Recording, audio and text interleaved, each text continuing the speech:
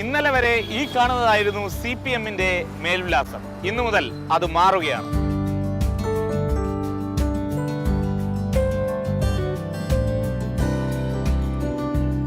AKG centre എന്ന് തന്നെയാണ് പേര്. പുതിയ ഓഫീസ് ഇവിടെ നിന്നാകും ഇനി എല്ലാ തരത്തിലുള്ള പ്രവർത്തനങ്ങളും.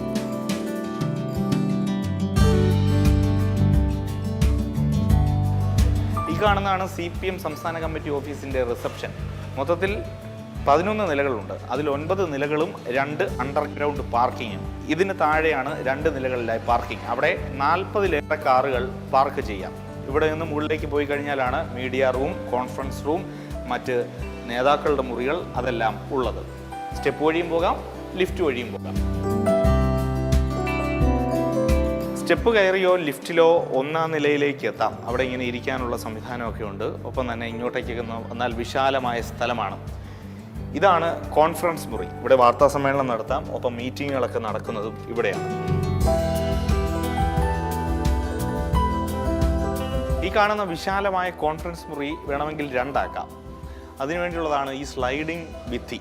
ഇത് ഈ ഭാഗത്തൂടെ വലിച്ച് കൊണ്ടുപോകാം. അങ്ങനെയാണെങ്കിൽ ഇത് 2 കോൺഫറൻസ് റൂം ആകും. ഒന്ന് ചെറുതും ഒന്ന് വലുതും. 2-ാം നിലയിലാണ് CPM സംസ്ഥാന സെക്രട്ടറിയുടെയും ഒപ്പം മറ്റ് സ്റ്റാഫുകളുടെയും എല്ലാം മുറി. ഇതാണ് സംസ്ഥാന സെക്രട്ടറിയുടെ റൂം.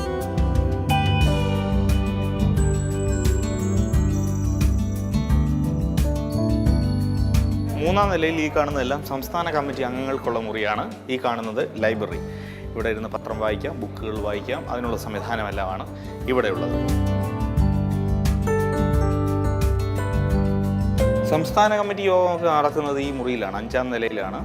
ആ മുറിക്ക് പുറത്ത് ഇങ്ങനെ ചായയൊക്കെ കുടിക്കാൻ പറ്റുന്ന തരത്തിൽ ഉള്ള സംവിധാനമൊക്കെ ഉണ്ട്. ഇവിടെ ഇരിക്കാം, ചായ കുടിക്കാം, സൊറ പറയാം, ആശയങ്ങൾ പങ്കുവെക്കാം.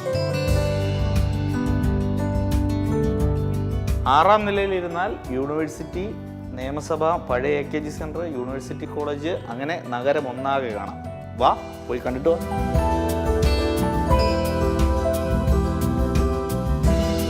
6, 7, 8 നിലകളിൽ കേന്ദ്ര കമ്മിറ്റി അംഗങ്ങൾക്ക്, പോളിറ്റ് ബ്യൂറോ അംഗങ്ങൾക്ക്, സെക്രട്ടേറിയറ്റ് അംഗങ്ങൾക്ക് എല്ലാം ഉള്ള വിശ്രമ മുറികളാണ്. 9-ാം നിലയിലാണ് ക്യാൻറ്റീൻ.